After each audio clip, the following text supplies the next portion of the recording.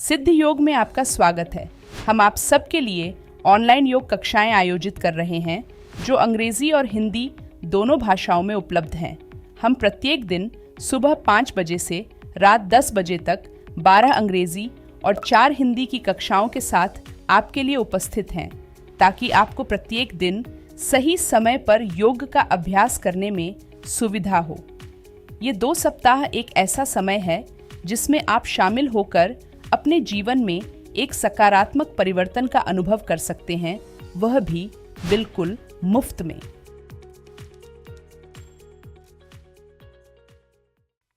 दोस्तों, क्या आपको भी इंडाइजेशन की समस्या है, कॉन्स्टिपेशन हो जाता है, आपके गैस्ट्रिक प्रॉब्लम की समस्या है आपको कि बहुत गैसेस जो हैं वो पास नहीं होती हैं, जिसकी वजह से आपको बहुत ज़्यादा दिक्कत आती है।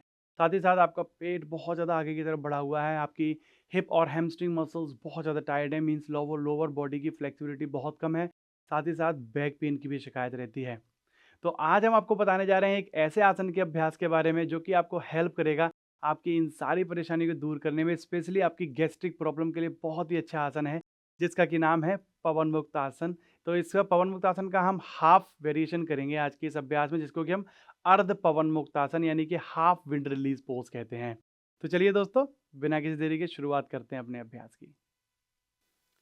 तो चलिए दोस्तों, हम लोग चलते हैं अपने अर्ध पवन मुक्त आसन यानी कि हाफ विंड रिलीज पोज के अभ्यास की ओर। बट अभ्यास की ओर जाने से पहले हम इसकी प्रिकॉशंस समझ लेते हैं कि क्या क्या प्रिकॉशंस आपको लेने हैं इस आसन के अभ्यास के लिए।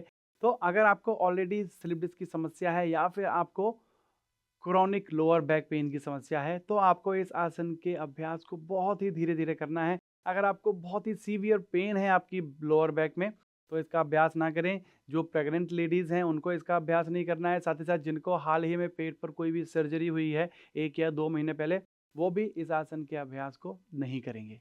तो दोस्तों, ये थी प्रिकॉशंस हमारे अर्ध पवन मुक्तासन यानी कि हाफ विंड रिलीज पोज के अभ्यास के बारे में। अब हम चलते हैं इसके अभ्यास की तरफ। ठीक है, तो इसके अभ्यास के लिए आपको क्या करना है, पहले आपको अपनी पीठ के बल लेट जाना है, क्योंकि ये लेट कर करने वाले आसनों की कैटेगरी में आता है, इसलिए इसका अभ्यास हम पीठ के बल लेट कर करेंगे। यानी कि सबसे पहले हमें सुपाइन पोज की पोजीशन में आ जाना है। तो अपनी दोनों एल्बोज को एक एक करके ड्रॉप करके आपको अपनी पीठ के बल लेट जाना है। ठीक है, पीठ के बल लेटने के बाद आपको अपने दोनों पैरों को सामने की तरफ सीधा कर दीजिए, एक एक करके 1 बाय 1 अपने दोनों पैरों को आपको सामने की तरफ सीधा कर देना है। और दोनों पैरों को सीधा करने के बाद आपको अपने दोनों हाथों को अपने हिप्स के पास, हाथ की हथेलियों को मैट पर टच कर देंगे। शोल्डर्स को रिलैक्स रखना है। ठीक है, अपना जो दोनों शोल्डर्स हैं वो मैट पर रहेंगे, आपका जो हेड है वो मैट पर रहेगा, और पैर के अंगूठे और उंगलियों को बाहर की तरफ खींच कर रखना है। यानी कि आपके जो पंजे हैं पैरों के, वो बाहर की तरफ खींच कर रखेंगे। आप एक बार देख सकते हैं मेरे पंजों की तरफ, आपको खींच के रखना है बाहर की तरफ। दोनों हाथ की हथेलियां बिल्कुल बॉडी के साइड से रहेंगी। शोल्डर्स को रिलैक्स रखना है। एक बार फिर से बता दूं तो ये हमारी सुपाइन पोजीशन है। तो लेट कर करने वाले जो भी आसन हम करते हैं पीठ के बल लेटकर, उन सभी का अभ्यास हम सुपाइन पोज से शुरू करते हैं। तो यहाँ पर हमें क्या करना है, अर्ध पवन मुक्त आसन यानी कि हाफ विंड रिलीज पोज को हमें दोनों पैरों से करना है। तो पहले हम दाएं पैर से करेंगे। तो पहले अपने दाएं पैर को अपने घुटने से बैंड कर लीजिए, धीरे धीरे धीरे धीरे बैंड करेंगे। और बैंड करने के बाद अपने पैर को, अपने दाएं पैर को मैट से ऊपर उठाते हुए अपने थाई और अपने नी को अपने चेस्ट और एब्डोमेन की तरफ प्रेस करेंगे। पहले धीरे धीरे जितना भी आप उठा सकते हैं उतना पहले प्रेस करेंगे। उसके बाद दोनों हाथों को ऊपर उठाइए और उसके बाद दोनों हाथों की फिंगर्स को लॉक करके अपनी जो हाथ की हथेलियां हैं उनको अपने नी के पास, यहाँ पर घुटने के पास रख लेना है। उसके बाद अपनी एल्बोज को बैंड करते हुए, जब आप एल्बोज को बैंड कर रहे हैं तो आपको श्वास छोड़ते हुए धीरे धीरे पेट को अंदर खींचते हुए अपने नी को हक करना है। अच्छे से प्रेस करेंगे और पैर के अंगूठे और उंगलियों को बाहर की तरफ रखेंगे। अच्छे से हक कर लेंगे तो आप देख पा रहे होंगे, आप महसूस कर पा रहे होंगे कि आपके हिप्स और हैमस्ट्रिंग मसल्स में काफ़ी अच्छा स्ट्रेच आ रहा है।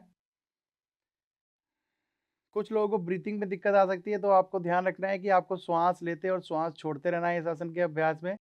साथ ही साथ अगर आपको नेक से रिलेटेड कोई पेन नहीं है, आपको सर्वाइकल से रिलेटेड कोई समस्या नहीं है, या फिर आपको हाई ब्लड प्रेशर या लो ब्लड प्रेशर जैसी कोई भी समस्या नहीं है, तो आप धीरे धीरे श्वास भरते हुए अपने हेड को ऊपर उठाते हुए अपनी चिन को अपने नी यानी कि अपनी चिन को अपने घुटने की तरफ प्रेस कर सकते हैं। टच करने का, टच नहीं कर पा रहे हैं तो जितना पॉसिबल है उतना उठा सकते हैं। बट अगर आपको low blood pressure, high blood pressure, neck pain या फिर सर्वाइकल से रिलेटेड कोई भी समस्या है, तो आपको अपने हेड को ऊपर नहीं उठाना है, आप हेड को नीचे रख के भी रिलैक्स कर सकते हैं इस आसन के अभ्यास में। और जब आप ऊपर की तरफ उठाते हैं तो आप देख सकते हैं आपके पेट पर थोड़ा प्रेशर और आता है। और यहाँ पर सबसे ज़रूरी चीज़ ये है कि इस आसन के अभ्यास में आपको अपनी श्वास को रोकना नहीं है।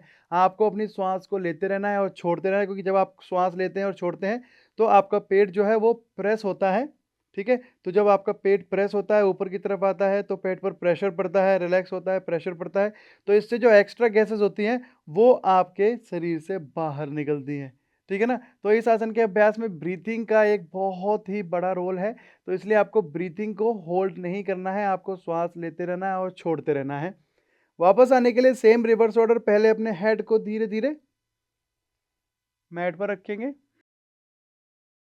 फिर अपने दोनों हाथों को अपनी बॉडी के साइड से, फिर अपने दाएँ पैर को धीरे-धीरे मैट पर रखेंगे, फिर दाएँ पैर को अपने घुटने से धीरे-धीरे सीधा कर दीजिए। पैरों को मिला लेंगे, हाथों को बॉडी के साइड से, फिर अपने बाएँ पैर को घुटने से बेंड कीजिए। फिर धीरे-धीरे बाएँ पैर को ऊपर उठाइए। अच्छे से जितना हो सके उतना प्रेस करेंगे। बिना हाथों की सपोर्ट से पैर के अंगूठे और उँगलियों को बाहर की तरफ खींच के रखेंगे।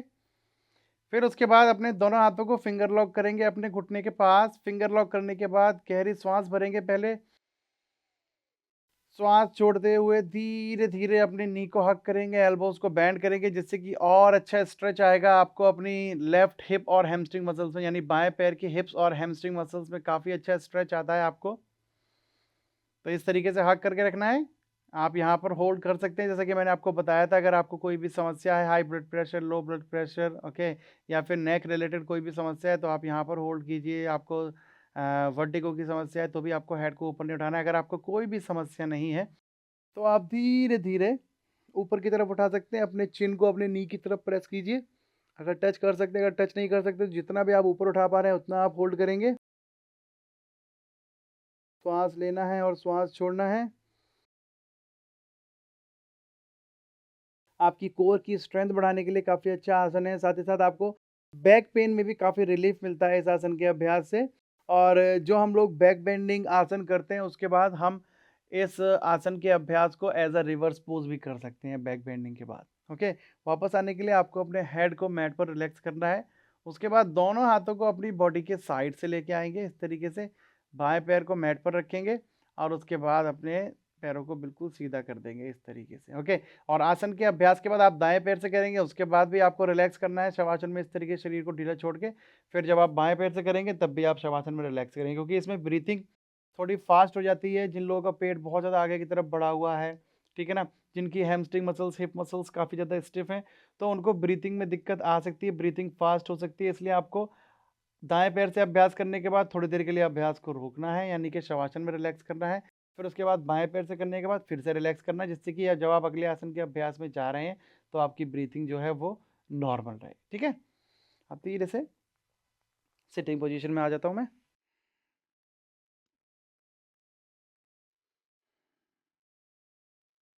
तो दोस्तों, ये हमने अपने अर्ध पवन मुक्त आसन यानी कि हाफ विंड रिलीज पोज का अभ्यास किया। हमने आपको इसके लाभ भी बताया कि आपके डाइजेशन के लिए काफ़ी अच्छा है, ठीक है, आपके फंक्शन को जो है बढ़ाता है, आपके डाइजेस्टिव सिस्टम को, फंक्शन को बढ़ाता है। आपके इस आसन के अभ्यास के बाद जो भी इंटरनल ऑर्गन्स हैं आपके, पेनक्रियाज, लिवर, सबको बहुत अच्छी मसाज मिलती है और बहुत अच्छे से काम करने लगते हैं। ठीक है, तो जब आप इस आसन का अभ्यास कर रहे हैं तो ध्यान रखें कि श्वास प्रश्वास जो है वो आपकी कंटिन्यू रहनी चाहिए, आपको ब्रीथिंग को होल्ड नहीं करना है।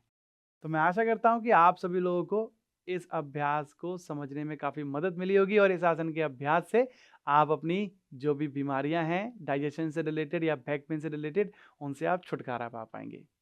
तो हम मिलते हैं आपसे अगले अभ्यास में, तब तक के लिए नमस्कार।